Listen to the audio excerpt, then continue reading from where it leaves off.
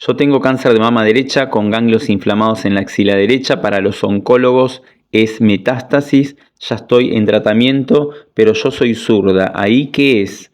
Bueno, para que vos tengas un cáncer de mama, primero y principal tenés que estar en un estado femenino, ¿sí? Porque la mama es un órgano que está al servicio del nido, representa la conexión de la madre con la cría, con la manada, ¿sí?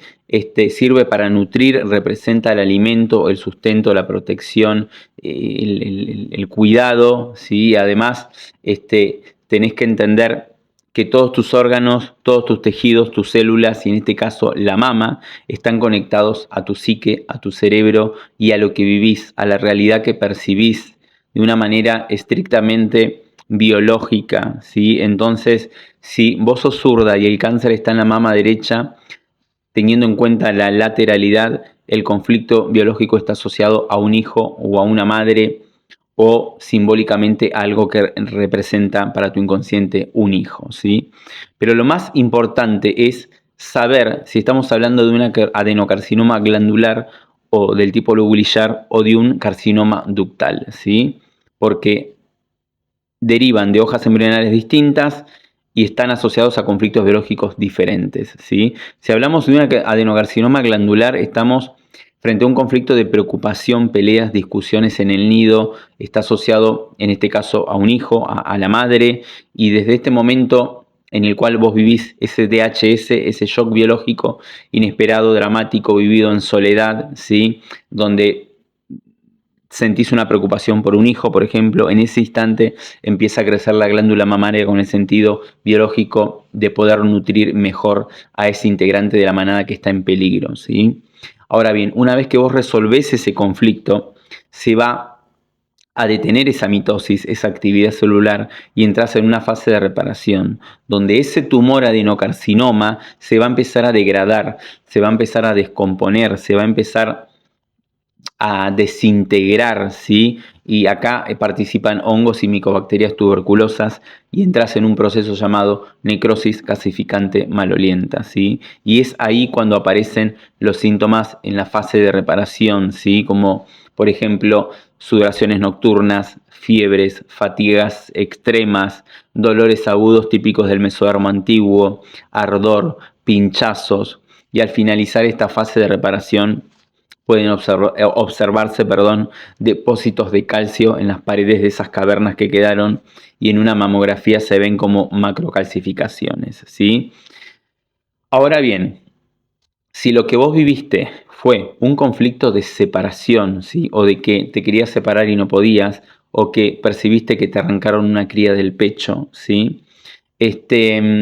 Acá en fase, digamos, de adaptación, en fase de estrés, en fase de supervivencia, en fase simpaticotónica, una vez que recibís el impacto, los conductos mamarios empiezan a ulcerarse, ¿sí? Esa fase es asintomática, puede haber hiposensibilidad, pérdida de memoria a corto plazo, y el sentido biológico de estas microulceraciones es aumentar el lumen, ¿sí? El calibre de ese conducto para que la leche drene, se descargue y no se congestione en la mama. Cuando vos resolvés el conflicto, se detiene esa ulceración y entras en una fase de reparación que es sintomática, vagotónica, edematosa. Hay hipersensibilidad, hay picazón, escozor, la mama se calienta, aumenta su tamaño, su volumen, puede haber secreción de leche, hay punzadas, pinchazos, ¿sí? Y es ahí donde aparece el diagnóstico de carcinoma ductal.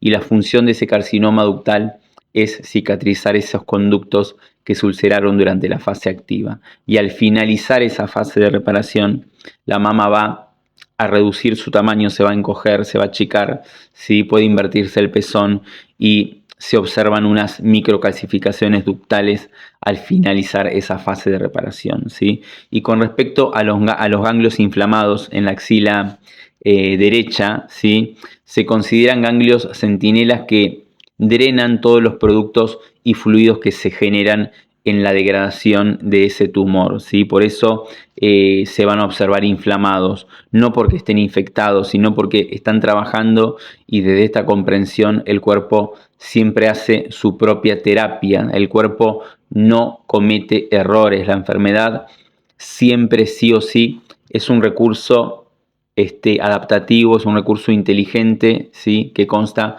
de dos fases, una fase adaptativa simpaticotónica y de estrés y de supervivencia, y una fase reparativa, edematosa, reconstitutiva y cicatrizante, ¿sí? Aunque muchas veces cuando nosotros optamos por hacer un tratamiento convencional, que ya sabemos cuál es, interrumpimos ese proceso de reparación, ¿sí? Por desconocimiento, por ignorancia o por lo que sea, y no dejamos que el cuerpo realice su propia terapia. Está, pero desde el punto de vista de las 5 leyes biológicas, no es que el tumor o esas células del conducto mamario o de la glándula mamaria hayan viajado al ganglio y esté ocurriendo una metástasis, porque la metástasis no existe, no está comprobado, ¿sí? Que células de un órgano viajen ni por vía hematógena ni por vía linfática a otro tejido, a otro órgano, generen o produzcan una metamorfosis en el camino, ¿sí?